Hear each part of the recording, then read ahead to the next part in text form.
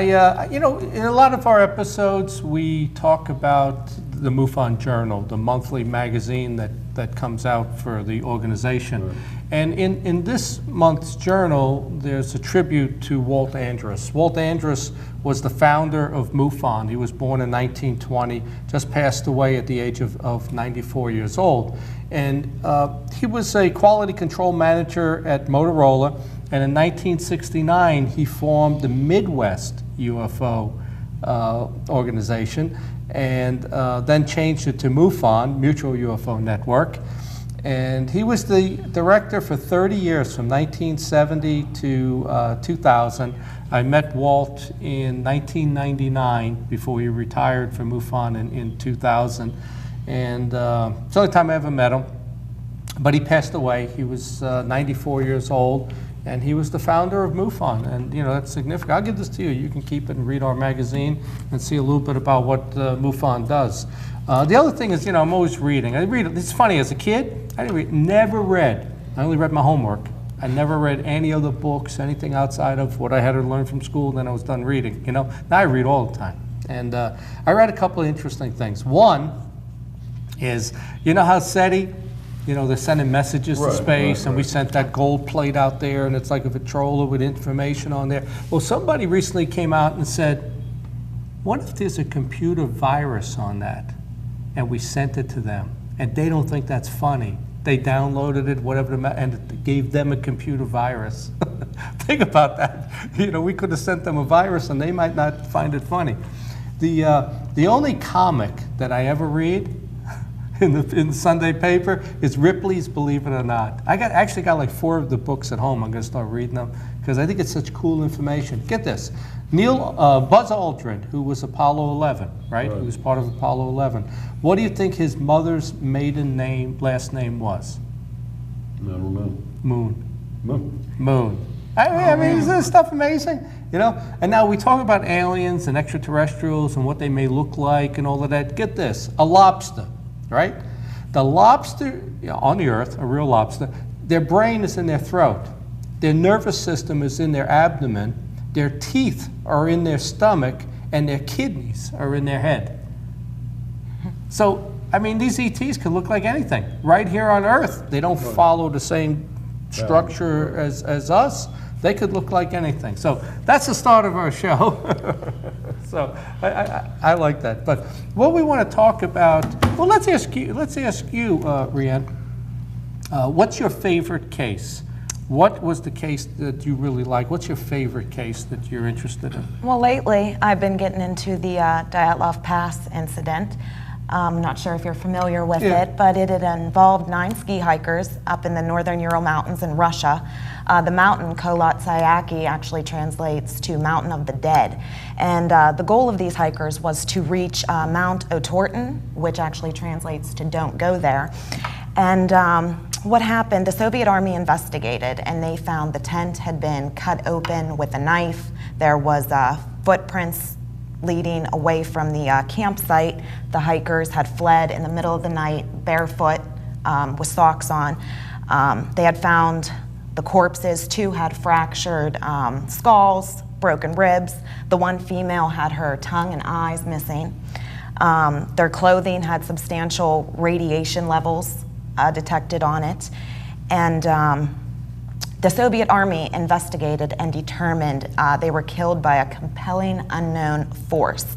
And a lot of their injuries were done internally, and they had no signs of any external injuries. So they were similar injury-wise to that of a car wreck victim. And what I find particularly interesting is that another group of hikers about 50 kilometers away from the incident reported to have seen strange orange spheres in the sky. And similar reports were made of such spheres all throughout February and March. And that incident occurred February 2nd of 1959. So. Oh, it was 1959? That long ago? Wow, I didn't realize it was that long ago. You said he had head injuries? What? Yeah, they had 2 had fractured skulls, 2 had broken ribs, and the one female, her tongue and eyes were missing. You know, I saw pictures of that, Fred. There's a documentary out there on that. They actually show her. Tongue's gone, eyeballs are gone. Because what's interesting now, Bilitis Okay, we're missing 411. Absolutely. 411 missing. Most of the people that he finds, they have fractured skulls.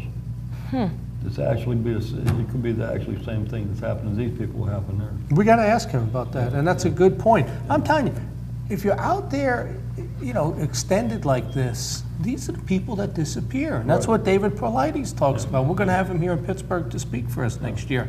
I mean, you got to figure now you're easy prey. You're out there, you're camping, you're hiking, and these people disappear. But this is a really strange case because I know you're into Bigfoot. So now there was snow, right? This is the dead of winter. They're camping out there. I mean, it's probably 0 out, thick snow. They had said that Bigfoot had done this, but there's no way Bigfoot could have done that. Yeah, Well, I think but- the orange sphere is pretty strange. You Yeah, I know, think makes that me tells think you- it has something to do with the UFO. And what's also strange is the relative of the victims claimed at the funerals and whatnot, their skin had a strange orange tan, and they had completely gray hair. Yeah, like that's they right. had aged. Radiation. Yeah, And they found aged or scrap metal in radiation. the area. What's scrap metal doing in the mountains of Russia? You know, so. Yeah, that's it. Even when they went, before they made the hike up, they went to the little town there, and the people in the bar and stuff, they would say, don't go up there. You don't want to go up there. And something happened. And I know you're into Bigfoot, but the thing is, and that's what you think, it might be a Yeti or something Yeah. like that, although you got the orbs that we're seeing. But the footsteps in an end, you know, which is a common type thing. And these people ran out of their tents Right. barefoot. Right. I mean, 0 out. You're in 3 feet of snow and you're running in your underwear or whatever, your long johns, whatever you were wearing. I mean, that's an amazing case. It's very interesting. They haven't still figured it out. I mean, it's still, I mean, the whole thing is in the beginning, they said it was a Bigfoot did it.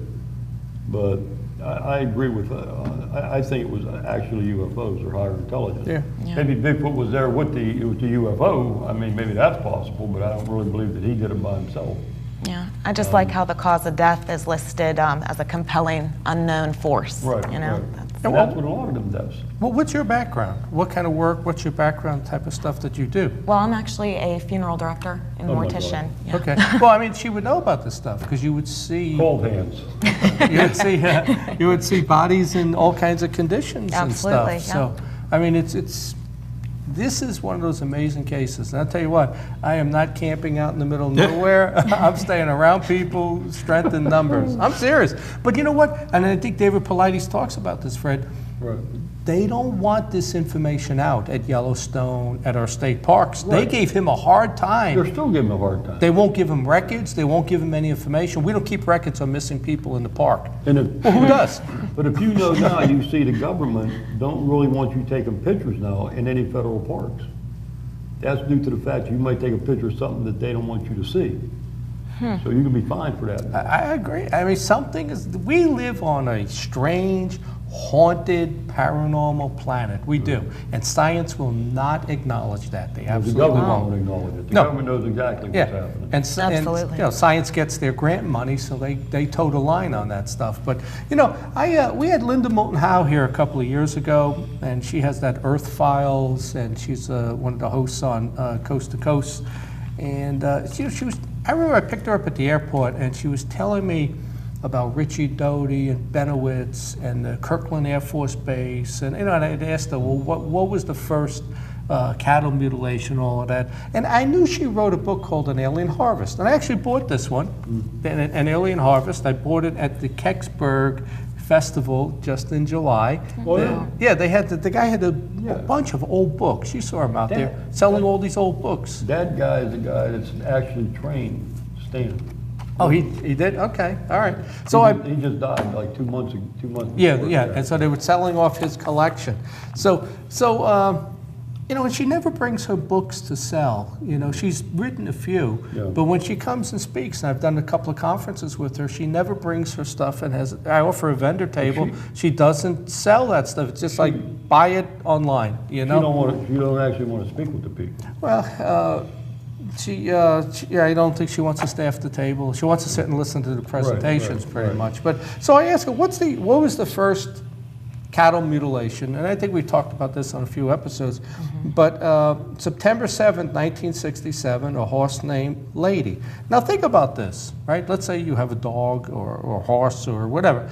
You go outside, you find your pet, and it's completely stripped of flesh from the neck up. The body and everything's gone. All the flesh is gone.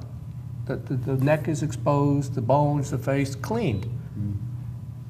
What would have done? And there's no blood right there. That's what this guy found when this started in September of 1967. I think this was Colorado, actually, that... Well, Skippy, too, man. What did they call it? Well, you know, that's the same horse. Yeah, well, Skippy was the dad or Lady was the And they mother, mixed whatever, it up they in... mixed the names up. Yeah, they mixed the names up in the news story, is what happened. And some people call it Skippy, some people call it Lady. But in the area, they said there was an odor of incense, a medicinal type smell. And again, the tracks, like Dyatlov Pass, there were tracks for about 100 feet from the body, and it stopped. It's like, where'd they go? The tracks, boom, boom, boom, done. No more tracks after that point. So that's the case. When you say about that smell, did they find anything there? They said? I don't know. She just said that there was a medicinal incense smell in the area. You know, like you go into the dentist's office or the doctor, the hospital. There's a different odor from what they use there. So then in this book, she goes into there's this cattle mutilation wave going across the Rocky Mountains, the Midwest, whatever, in the late 60s and predominantly in the 70s. Most people don't know that this is going on. So she talks about, the animals all look the same, an ear missing, an eye missing, a circular taken out of the hide, lower jaw stripped of flesh, organs missing, deep, precise cuts, no blood, no tracks. They just find the animal there. And these animals cost a lot of money. So these ranchers are out thousands and thousands of dollars. In this case, it says the heifer was found dead in a perfect circle of bare ground in a snow-covered field. No footprints, but radiation. So you got a snow area. Now that circle area, there's no snow, and that's where it's laying. Well, that's because they're picking them up. Yeah. I mean, they land, and that's melting the snow away. They actually pick them up and they bring them back down again. Yeah. And we'll get back into what you talk about. Every time you have a cattle mutilation today, you see a black helicopter around. So is that really a black helicopter, or is that something other than a helicopter that they make us think it's a helicopter? Yeah, or they're flying a helicopter, Right. or there's some paramilitary group Right. aiding them in this because there's a deal cut that they can do this stuff, but you give us some technology. And now we got iPhones. Right. I don't know. Could be. You have an iPhone? I don't. I have a Droid. Okay, me too.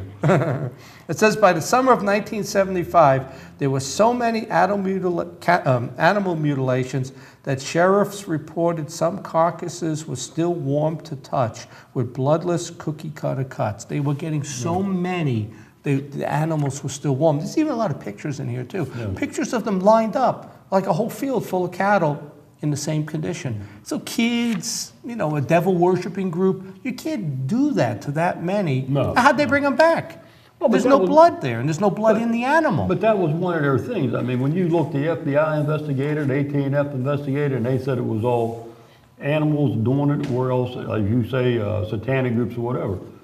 They say that so that nobody can know about the UFOs. They don't want people to It's a know. cover story. It's covered up. It's a cover story, Then it says by October of 1975 in Sterling, Colorado, there were 3 mutilations in 1 week. The area was a feedlot, well lit, 4 a.m. The cow hands saw 3 human-like figures just glide over the feed fence lot. They glided right over the fence into the area. At the same time, 2 girls, they fired a .22 at a hairy beast. A Bigfoot-type creature ran off. It was raining and muddy. No tracks, no footprints. So when people say Bigfoot and UFOs are not seen at the same time, Right. they are seen at the same time. I found this book fascinating because I didn't know about this. Colorado Springs, October 75, right? This is the newspaper article. There have been more than 150 cases of cattle mutilation in Colorado this year. Can you imagine if you're a rancher, 150 cases of cattle mutilations? We had quite a bit back in the 60s in the middle of the state, which I talked to somebody who should know something about it back in the 60s, but they can't discuss it, so. Oh, they can't discuss No, it? no. It's all But, confidential, huh? So then they do hypnosis on this woman named Judy Dorothy, right? And she describes two gray creatures that in her hypnosis, what she remembers, they were dissecting a calf. They had a gray bodysuit on. That's like Betty and Barney Hill, right? They were wearing silver gray type suits. She says, I can see part of their skin. You can almost see through it. It's pasty looking and thin, like if you would touch it, it might just pop. Like it was like thin like a balloon or something like that. They had very long, dark nails, like animal nails. If you look at a dog, the dark type nails, not like our nails. Very large eyes, piercing, frightening eyes that were transparent, hypnotic, and they don't blink. They don't ever blink. So you're looking at this thing, they ain't never blinking. We have to blink, I don't know, every 3 seconds, something like that, to keep our eyes moist, but they don't. And she said there was a line in their eyes that moves in and out and real fast, almost like reptilian type looking eyes. Judy Dorothy has the impression that the animal parts are being used for research that affects both the extraterrestrials and the humans. So this is, I'm going to go through the cattle side of this, and then we're going to stop, talk about it, and then there's a whole nother section of this book talking about something else. Here's another one. 600-pound steer hide was pulled over its body like you would roll cigarette paper. Who could do that? The skin was pulled right over its head, like I pulled your T-shirt, your shirt right over your head. Its tongue was cut out. Its horn and spine were broken. There were coyote tracks that stopped 30 feet from the body. So they approached, and they stopped and backed away. Well, no animal will go around them. Right, animals won't enter these areas when not their this stuff abductors happens. will go around them. This is just amazing. And in this book, it's full of pictures. All of these, she's got pictures of all of this stuff that's going on, and the newspaper articles and everything. So it's very well researched, right? The men were shocked to see, get this, the men were shocked to see the animal suspended 3 feet in air as if it was standing on an invisible structure. So this thing's floating 3 feet off the air, the animal, right? The calf it's still crying, it's bawling. The calf moved through the air, parallel to the ground, towards the field, just like those three came over the fence, gliding their way in. Then the calf rose up vertically, stopped crying, and suddenly disappeared as if a curtain dropped. So this animal was just terrified, absolutely terrified as to what. And I think almost like if you've ever had a demonic encounter, you know how your skin goes up, you get that flight or fight. I think that's what happens with this also. Here's another one. 6 trained ferocious German Shepherd guard dogs were enclosed on the grounds of a factory. They were the guard dogs. One of the dogs was found dead the morning of May 1st, another one on May 3rd. No tracks, no evidence of a struggle, no sign of bleeding. Each dog had a hole in its chest through which the heart and lungs were removed. I mean, what's doing this? And you got the sheriffs and stuff trying to help the ranchers, but they can't get to the truth, and they can't get anything out of the federal government as to what's going on in this. They either know about it and can't do anything about it, or they're just part of it, So I'd say part of it. Yeah.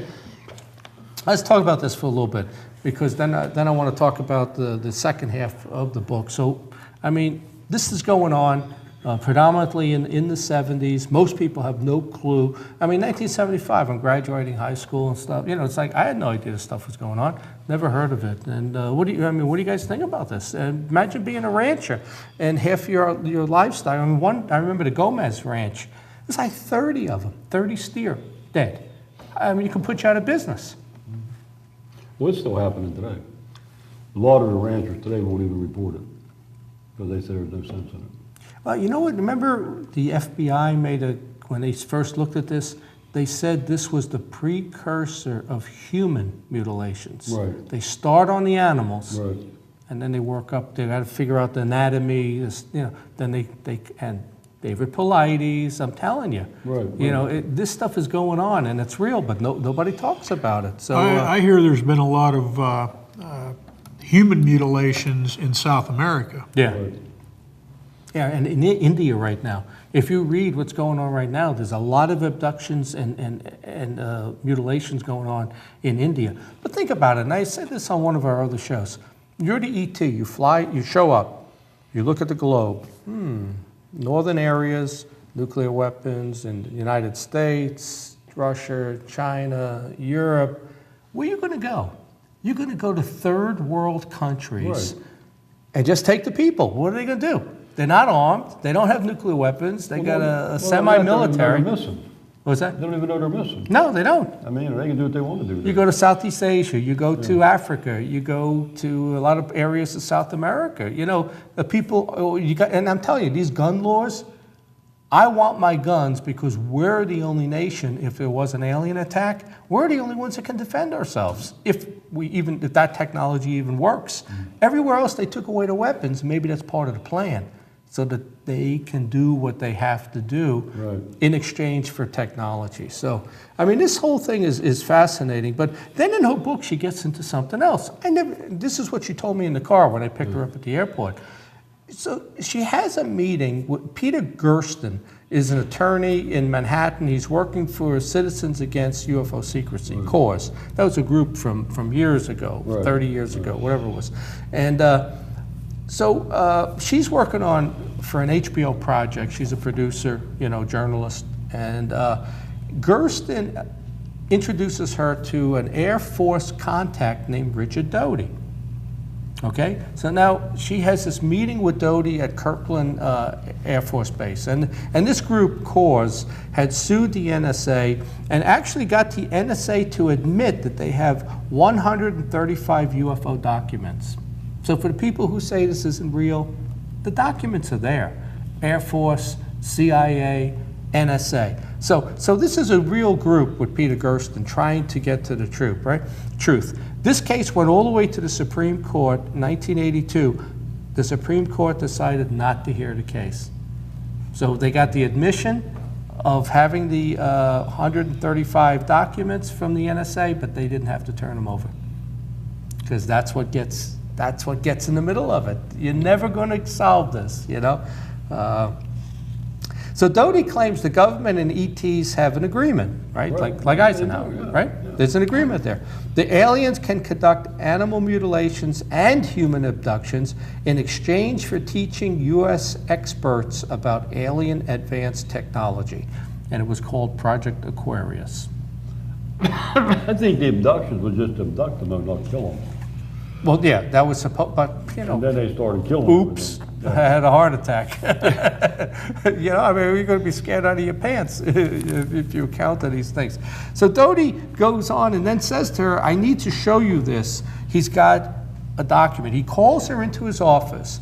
And I remember her telling me, she was sitting by the window, and he goes, you got to move. They could see through the window. He made her move away from the window so people couldn't surveil into his office. So she had to move to the other side of the table. And he gives her a briefing document for the President of the United States on the subject of unidentified and identified aerial craft and vehicles. And he hands it to her and says, his superiors want her to read this. He knows she's doing an HBO special. And supposedly this was going to be disclosure, So in it, there's a summary of crashes, 2 different crashes at Roswell. Others, they mentioned Aztec, Kingman, mentioned that our radar interfered with the aliens' guidance systems, and the government document called them EBEs, extraterrestrial biological entities. The paper also described the 1949 Roswell crash, with 6 creatures were found dead, were found, 5 dead, 1 alive. So you had Roswell in 47 and then Roswell again in 49. They talked about an extraterrestrial biological entity with both reptilian and insect characteristics. So they bred them together. That was at Los Alamos in 1952 where it died. It was alive for 3 years, we had it. And it was an EBE, and they called it Ebon, I think is what they called him, actually named him. He said that he talked about his, he said he communicated about his civilization and its relationship to human evolution on this planet. That they came from a star system 55 light years away. They've been coming here for 25,000 years, and there's a colony of them underground on Earth. Well, a lot of people say that. That's the crypto-terrestrials, crypto. And, you know, they say they're under the ocean or they're under Antarctica. Well, but see, that's the whole thing where we get into this, where say we're getting these cases up in Lake Erie, where they're coming into the lake, and the lake's only like 100 feet deep. Where are they going? These things could actually be interdimensional and just go right through the bottom of the ground. Yeah. And they go down and they get a base down there. I mean, you know, we gotta look at that. That's why we don't find them coming in from space, because they may already be based here. But let me just give you a few more, and we're going to be out of time here. It talked about Project Garnet. It stated that that was to find out questions about our evolution. Project Sigma was to communicate with them. Project Snowbird was for us to learn how to fly their craft. Project Aquarius was accumulating information.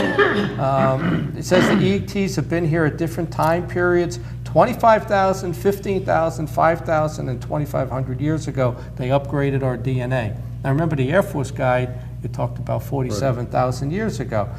2,000 years ago, the ETs created a being and placed them on Earth to teach mankind about love and nonviolence. I don't agree with that part.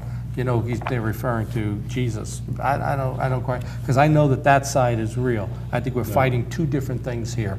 You know, and then it says there've been rare incidents in which gray creatures have been healed, heart attacks, etc. The grays have healed humans.